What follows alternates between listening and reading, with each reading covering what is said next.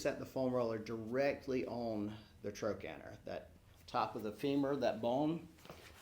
What we're going to do is have your bottom leg straight, top leg across. And what we're going to do is just have this leg just nice and relaxed so our body's just on top of it, okay? You shouldn't have any pain with this exercise. It should just be a pressure. We're going to roll forward a little bit. And now, going very slow.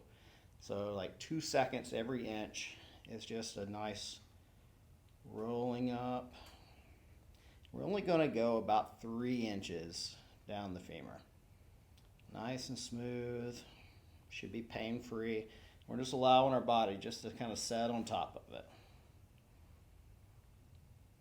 There we go. And then we're just going to roll back down.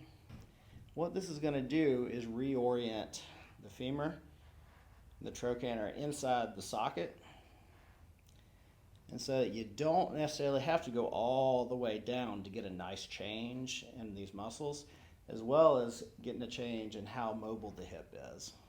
So just go nice and slow for about 30 seconds to a minute on either side, and then recheck some of your hip mobility. Should make a nice positive change. So give this a try. Let us know what you think below in the comments.